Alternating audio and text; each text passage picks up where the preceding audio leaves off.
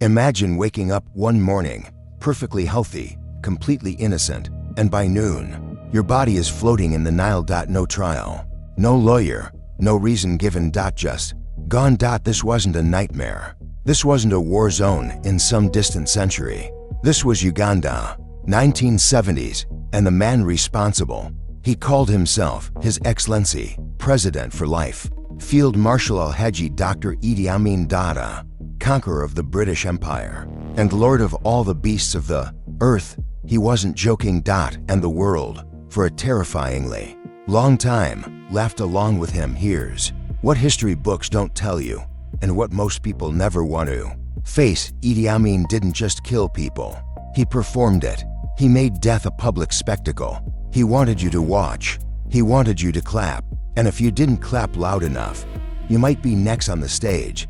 Between 1971 and 1979, Amin's regime murdered an estimated 300,000 to 500,000 Ugandans. Some historians place that number even higher. Soldiers, professors, judges, priests, cabinet, ministers who had breakfast with him that morning and were executed by evening. But here's the part that truly separates Amin from other tyrants in modern history. He didn't hide it. He announced it. He photographed it. He invited foreign journalists to watch. And in some of the most disturbing cases, he forced Ugandan citizens to come out into the streets and witness the executions themselves. Because for Idi Amin, death wasn't just a tool of control. It was entertainment. And today, we are going to walk through exactly what happened. The victims, the methods, the real footage that survived, and the psychological machinery behind a man who turned a nation into his own personal theater of terror. Stay with me, because you need to understand this, not just as history, but as a warning about what human power, unchecked, can actually become. Before we go further, if you're new to X History, hit that subscribe button right now. We don't do shallow content here. We go deep, we go real. Every video on this channel is built to give you the kind of understanding that most people never get. So subscribe, turn on notifications, and let's get into it. Let's go back to January 25, 1971. Uganda is a young nation, barely a decade out of British colonialism. The country has problems, yes, corruption, poverty, political tension, but it also has hope. It has universities. It has a growing middle class. It has a president, Milton Obote, who, for all his flaws, is at least governing within the edges of human decency. Then, on that January morning, the military moves.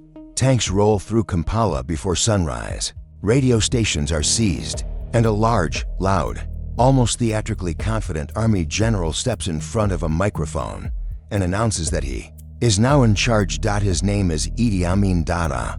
The world doesn't panic, not yet. In fact, many Ugandans celebrate. Obote wasn't loved, and Amin, at first glance, seems charming, warm even. He jokes with journalists. He invites foreign diplomats to dinner. He tells the people he's a simple soldier, just a man of the people who wants to restore order. But there are men in the intelligence community, people who had met Amin before, who go quiet when they hear the news, who exchange nervous glances, who privately say to each other, "You have no idea what is coming." And they were right. Because within weeks, the killings begin. The first targets are soldiers from tribes that Amin considered disloyal. The Akoli and Langi people, ethnic groups connected to the previous government. They are pulled from barracks in the middle of the night, taken to remote locations, and executed in ways so brutal that the soldiers ordered to carry it out sometimes refused, and were then killed themselves. The bodies are disposed of quickly, quietly, for now, because in the early days, Amin still wants to look civilized. That won't last long. Within months, the targets expand dramatically, and the methods, they stop being quiet entirely. By 1972, Idi Amin has stopped pretending. The mask, that warm, laughing, bear-hugging performance he put on for the cameras, it's gone.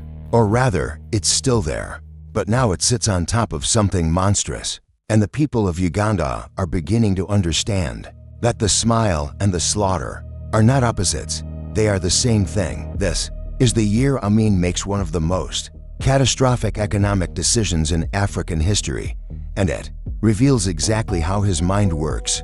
He announces the expulsion of Uganda's entire Asian community, roughly 80,000 people, mostly Ugandan Indians whose families had lived there for generations, are given 90 days to leave the country.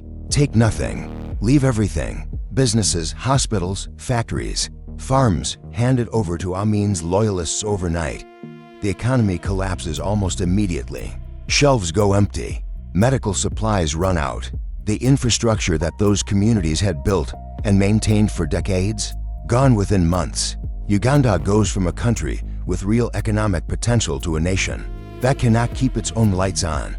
But here's what's truly chilling about that moment. Amin knew what would happen. He didn't care, because economic stability was never the goal. Control was the goal. Fear was the goal. And a starving, desperate population is a population that doesn't organize resistance. He wasn't incompetent. He was strategic in the most terrifying way possible. Now let's talk about what you came here to understand: the executions. Because by 1972 and into 1973, the killings are no longer quiet. They are no longer bodies disappearing into rivers in the dark. Amin has made a calculated decision. The fear only works if people see it. His secret police, the State Research Bureau, become the most feared organization in East Africa. These are not professional intelligence officers. These are men selected specifically for their loyalty and their willingness to do anything. They operate out of a building in Kampala that ordinary citizens cross the street to avoid walking past. People who go in almost never come out. Survivors, and there are very few, describe conditions inside that building that I won't detail fully here. But understand this: the torture wasn't just about extracting information. There was often no information to extract. The victim was innocent. The torture was the message. It was Amin telling every Ugandan citizen, this is what powerlessness feels like. Remember it. And then came the public killings. And several documented cases, captured in real footage and witness testimony that was smuggled out of Uganda. At enormous personal risk, Amin's regime staged executions in public spaces, markets, roadsides. In one case, a football stadium. Citizens were ordered to attend. Not invited, ordered. And here's the detail that haunts every historian who studies this period. Amin sometimes attended himself, dressed in full military regalia, medals across his chest, that enormous, impossible smile on his face. He would stand or sit near the proceedings with an energy that witnesses described as genuinely festive, like a man enjoying a public celebration. One British journalist who witnessed a public execution in 1975 wrote, and I'm paraphrasing because the original language is too graphic for this platform, that what disturbed him most wasn't the violence itself. It was the normalization of it. The way Amin's soldiers chatted and laughed between themselves. The way time seemed to slow down and make what was happening feel almost ordinary. That is what sustained terror does to a society. It doesn't just kill people. It rewires the normal. It makes the unacceptable feel inevitable. And Amin understood this, perhaps better than any dictator of his era. But we will not let these people remain statistics.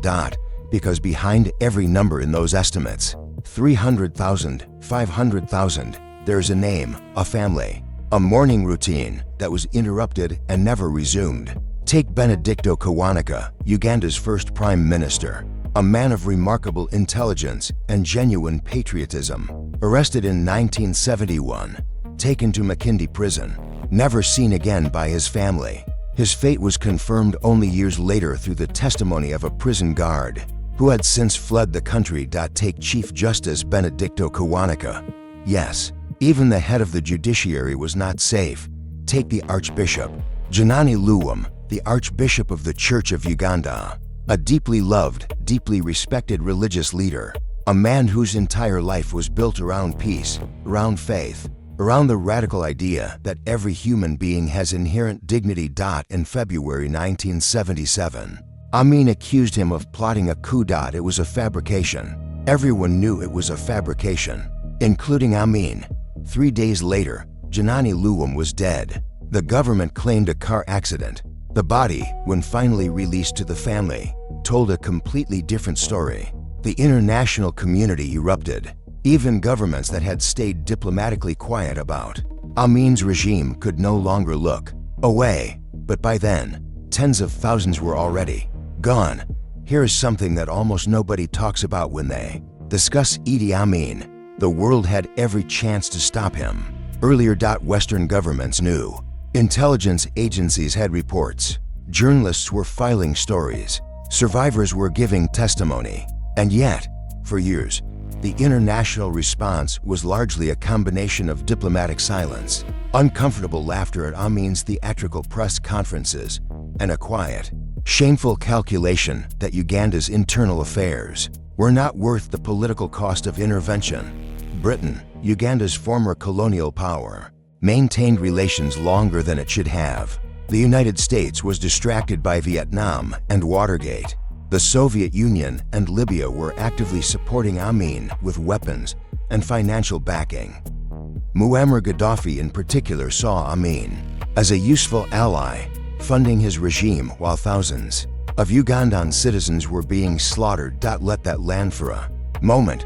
While a man was running a public execution program against his own people, he had state sponsors. He had allies sending him money and guns. Because geopolitics doesn't pause for human dignity. It never has. And Amin knew exactly how to play that game. But every reign of terror carries within it the seed of its own collapse. By 1978, Amin's Uganda is fracturing. The economy is in ruins. His military, never a professional force, is underpaid, underfed, and increasingly unreliable. Soldiers are defecting. Officers are being executed on suspicion of disloyalty, which only accelerates the defections. And then Amin makes the mistake that finally ends him. In October 1978, he orders the invasion of Tanzania, a neighboring country, a sovereign nation that had done nothing to provoke him. Amin claims territorial rights over the Kagera region, a claim with no legitimate legal or historical foundation. It is, in the most honest analysis, the decision of a man who has run out of internal enemies to distract his population with, and so reaches for an external one.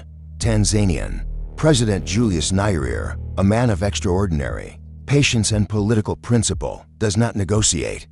He responds. The Tanzanian People's Defense Force, combined with Ugandan exile forces who had been waiting years for this moment, launches a counteroffensive that is swift, organized, and completely overwhelming. Within months, they are pushing through Uganda itself, town by town, city by city. Amin's soldiers, who had terrorized unarmed civilians for nearly a decade, collapse almost immediately against an actual military force, because that is the brutal arithmetic of cowardice dressed up as power. It only works on people who cannot fight back. On April 11, 1979, Kampala falls. Tanzanian and exile forces enter the capital. Amin's regime, 8 years of public executions, disappearances, torture chambers, an engineered famine, ends not with a dramatic last stand, but with a man fleeing in a helicopter. Idi Amin escapes to Libya, then Iraq, and finally, Saudi Arabia. Where he lives, comfortably, in a government-provided villa in Jeddah, reportedly receiving a monthly stipend from the Saudi government. He is never tried, never extradited, never sits in a courtroom facing a single one of the hundreds of thousands of victims his regime created. He dies in 2003, in a hospital, in his bed, surrounded, reportedly, by several of his wives. Take a moment with that.